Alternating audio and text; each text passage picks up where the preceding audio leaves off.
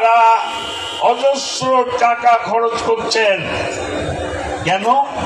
এই টাকার উৎস কোথায়?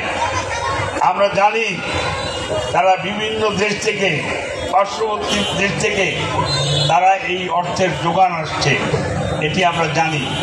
আমরা বলতে চাই, বাংলাদেশ কারো করজ রাজ্য নয়। বাংলাদেশের স্বৈরাচারী হাসিনা বাংলাদেশ থেকে পালিয়ে পার্শ্ববর্তী ভারতে আশ্রয় নিয়েছে। ভারতে বসে ষড়যন্ত্র করছে কি করে নির্বাচন বানচাল করা যায়, কিভাবে আবার তার সরকার কায়েম করা যায়, যেটি বাংলাদেশের মানুষ হাজারো মানুষের রক্তের বিনিময়ে, হাজারো সন্তানের রক্তের বিনিময়ে হাজারো মানুষকে পঙ্গু করে দিয়ে আজকে বাংলাদেশে যে দিন আমরা পেয়েছি, এই স্বাধীন বাংলাদেশে দাঁড়িয়ে কখনোই আর ফ্যাসিবাদ ফিরে আসবে না, ফিরে আসতে দেওয়া হবে না। আপনাদের সকলের কাছে আমি অনুরোধ করব, আসুন আমরা সবাই তারেক রহমান আমাদেরকে যে পথ দেখিয়েছেন, যে পথে আমরা হাঁটছি, সেই পথ ধরে বাংলাদেশে বহুদলীয় গণতন্ত্র ফিরিয়ে আনতে হবে।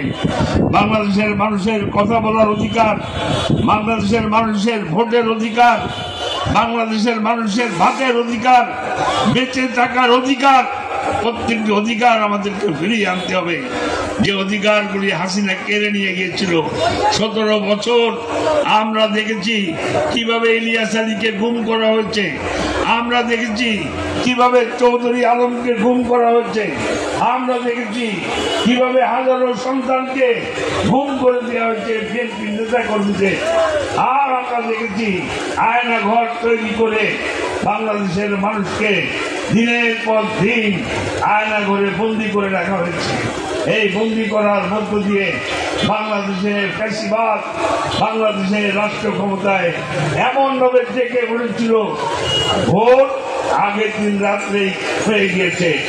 আমরা লক্ষ্য করেছি ভোট কেন্দ্রে যাওয়ার আগে ভোট ব্যালট বাক্স ভোটে ভরে গিয়েছে। কারা ভোট দিয়েছেন? প্রশাসনের লোকজন, তারা থেকে ব্যালট বাক্স ভোট ভরিয়ে ভোট দিয়েছেন। বাংলাদেশে কোনো ভোটের সংস্কৃতি ছিল না। বাংলাদেশের ভোট ছিল একটু উৎসব মুখর পরিবেশে ভোট হতো। সেই ভোট বাংলাদেশে নষ্ট করে দিয়েছে, শেষ করে দিয়েছে হাসিনা, যার পতনের জন্য আমাদের সন্তানরা জীবন দিয়েছে।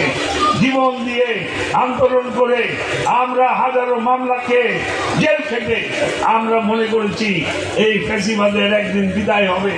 সেদিন মুক্ত বাতাসে দাঁড়িয়ে বাংলাদেশের মানুষ তারেক রহমান সাহেবের প্রদর্শিত পথে ইনশাল্লাহ বাংলাদেশকে গড়ে তুলবে।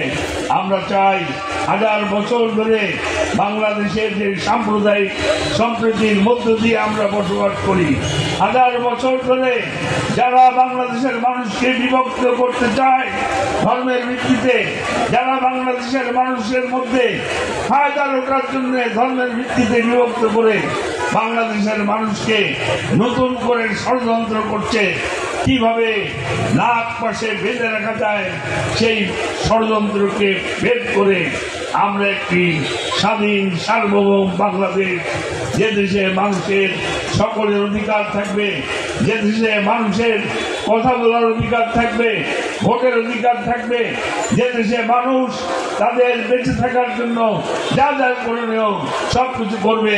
তাদেরকে মনে রাখতে হবে আমরা এই দেশে জন্মগ্রহণ করছি, আমরা এই দেশে মৃত্যুবরণ করব। ইনশাল্লাহ এ দেশ আপনার আমার সকলের। বাংলাদেশি হিসেবে আমরা শহীদ জিয়া আমাদেরকে যে পরিচয় দিয়েছিলেন সেই বাংলাদেশ আমরা গড়ে তুলতে চাই তারেক রহমানের নেতৃত্বে। ইনশাল্লাহ সেটি আমরা করব।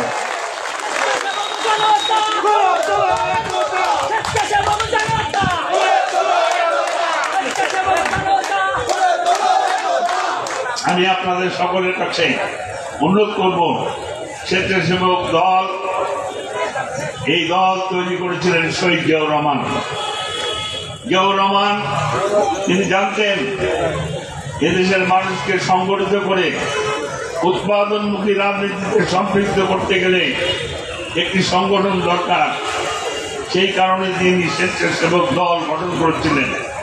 জিয়াউর রহমান চেয়েছিলেন সাধারণ মানুষের মধ্যে নানাবিধ কর্মকাণ্ড করে এই যে এইমাত্র প্রেসিডেন্ট সেক্রেটারি দুইজন আমাকে বললেন যে ওনারা আগামীতে 7ই নভেম্বর বিপ্লব ও সংহতি দিবসে ওনারা একটি এতিমখানায় তাদের সুপেয় পানি খাওয়ার জন্য তার একটি মেশিন বসিয়ে দেবেন। আপনারা জোরে করে দেন, ওনাদেরকে ধন্যবাদ জানাই আমরা যে ওনারা একটা এতিমদের পানি খাওয়ার জন্য একটি সুপেয় পানির ব্যবস্থা করে দেবেন। এর জন্য ওনারা ধন্যবাদ পাওয়ার যোগ্য। আমি মনে করি স্বেচ্ছাসেবক দল আগামীতে আরো সমাজের উন্নয়নের জন্য আরো কাজ করবেন। আজকে যে কয়েকটি ওয়ার্ডের সেখানে সম্মেলন, এই ওয়ার্ডগুলিতে নতুন নেতৃত্ব আসবে যারা আগামীতে এই স্বেচ্ছাসেবক দলকে খুলনা মহানগরীর প্রাণ কেন্দ্রে অবস্থিত এই অঞ্চলের প্রত্যেকটি মানুষকে সাথে নিয়ে আগামী থেকে ষড়যন্ত্রকে ভেদ করে ইনশাল্লাহ বাংলাদেশ জাতীয়তাবাদী দল যাতে জয়লাভ করে, ধানের শীত যাতে জয়লাভ করে, এর জন্য আপনারা সবাই ঐক্যবদ্ধ হয়ে কাজ করবেন এই প্রত্যাশা রেখে শেষ করছি। আসসালামু আলাইকুম।